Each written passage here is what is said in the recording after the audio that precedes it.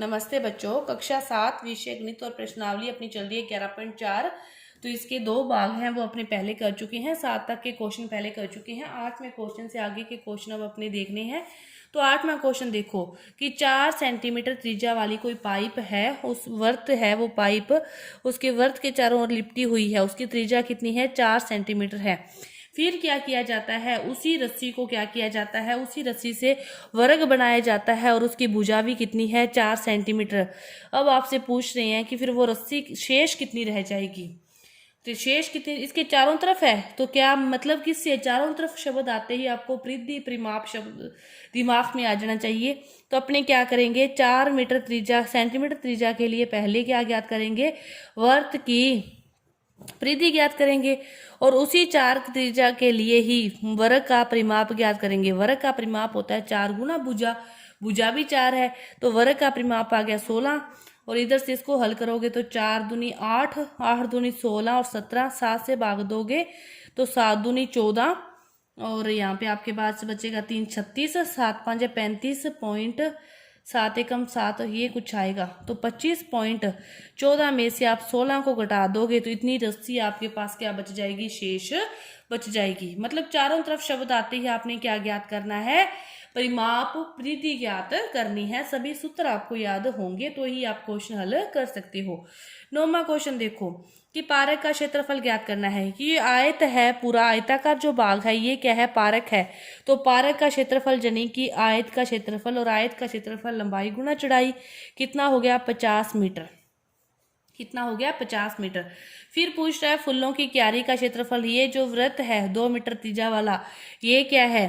फूलों की क्यारी है और वृत्त का क्षेत्रफल यानी कि पाई आर स्क्वायर 22/7 गुना 2 गुना 2, 2 दूनी 4, 4 दूनी 8, 88/7, 7 एकम 7, 18, 7 दूनी 14, 40, 7 5 35, 5 50 और ये कुछ 12.57 कुछ आ जाएगा। इसके बाद कह रहे हैं क्यारी को छोड़कर शेष भाग का क्षेत्रफल, टोटल भाग है 50, क्यारी का जो आया उसमें से उसको घटा देंगे तो शेष भाग का क्षेत्रफल अपने पास आ जाएगा। कि आपको सभी सूत्र याद होंगे ना? आयत का, वर्ग का, वृत्त का, त्रिज्या का, परिमाप का, त्रिभुज का, चतुर्भुज का, तो सारे क्वेश्चन आसानी से हल हो जाएंगे। तो मैंने आपको क्वेश्चनों के साथ साथ सूत्र जो पहले प्रश्नावली शुरू होने से पहले बताए हैं, कॉपी में नोट करके उनको याद कर लेना। अब आपसे इसमें पूछ रहा है छायांकित भाग का क्षेत्रफल। छायांकित भाग का क्षेत्रफल, तो ये पूरा क्या है? चतुर्भुज है। तो चतुर्भुज का क्षेत्रफल ज्ञात करें पूरे का, तो वो क्या होता है? आधार गुना ऊंचाई 18 गुना 10, आधार गुना ऊंचाई 18 गुना 10 कितना आ गया? 180 सेंटीमीटर स्क्वायर। तो अपने पास आ गया पूरा क्षेत्रफल चतुर्भुज का। छायांकित भाग का निकालना है तो इन दो त्रिभुज का निकाल के उसमें से इन दोनों का जोड़ करके इस पूरे में से घटा दें तो ये वाला बच जाएगा। तो पहले त्रिभुज AFE का निकाल लें तो 1/2 आधार गुना ऊंचाई 2 5 10, 5 6 30 सेंटीमीटर स्क्वायर। फिर इसका निकालें त्रिभुज EBC का 1/2 8 गुना 10, 2 5 10, 8 5 40 सेंटीमीटर स्क्वायर। 40 और 30 का क्या करना है? ऐड करना है तो कितना हो गया? 70 सेंटीमीटर स्क्वायर। अब इन दोनों को पूरे में से निकालना है तो 180 में से 70 गए तो आपके पास बच गया 110 सेंटीमीटर स्क्वायर। छायांकित भाग का क्षेत्रफल बच गया 110 सेंटीमीटर स्क्वायर। इसी तरह सेम ये है। पहले आप क्या करोगे? PQRS का निकालोगे तो 20 गुना 20 कितना आ गया आपके पास? 400 सेंटीमीटर स्क्वायर। ये तो आ गया पूरा बाहर का। अब आपको क्या करना है? इन तीनों त्रिभुज का निकाल के उसमें से क्या करना है? घटाव कर देना है। इस त्रिभुज का निकालेंगे तो त्रिभुज TSU 1/2 10 गुना 10, 2 5 10 कितना? 50 सेंटीमीटर स्क्वायर।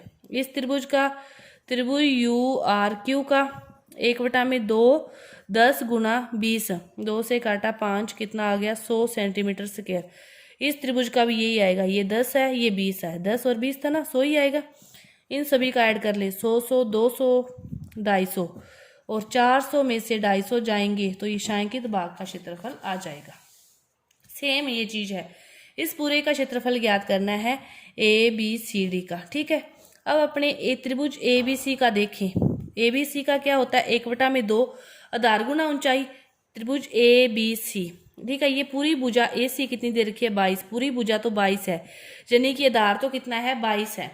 ऊंचाई ये लंब है 90 डिग्री का कोण बन रहा है ना, तो ये बी एम की लंबाई कितनी दे रखी है 3 दे रखी है, तो कितना हो गया 11, 11 ती है 33 सेंटीमीटर स्क्वायर। ये ऊपर वाले का, नीचे वाले का त्रिभुज ए डी सी का 1/2 आधार तो दोनों का क्या है 22 ही है, यही आधार इसका है, यही आधार इसका है, और इसकी ऊंचाई भी कितनी है 3 है। तो देखो 2 से काटेंगे तो ये कितना हो गया 11, 11 दिया, ये भी कितना है 33 सेंटीमीटर स्क्वायर। तो इन दोनों का फिर पूरे का ज्ञात करना है, इस त्रिभुज और इस त्रिभुज का क्या करते हैं ऐड करते हैं, 33 + 33 कितना हो जाएगा 66 सेंटीमीटर स्क्वायर। आपकी ये प्रश्नावली पूरी हुई। फिर एक बार फिर रिपीट कर रही हूँ कि आपको सभी सूत्र कि आयत का परिमाप क्षेत्रफल, वर्ग का परिमाप क्षेत्रफल, त्रिभुज का परिमाप क्षेत्रफल, चतुर्भुज का परिमाप क्षेत्रफल, वर्ग का परिमाप क्षेत्रफल, वृत्त का परिधि क्षेत्रफल, सभी के सूत्र याद होंगे तो इस प्रश्नावली में कुछ भी नहीं है। तो आपकी ये 11वीं प्रश्नावली पूरी हुई। धन्यवाद।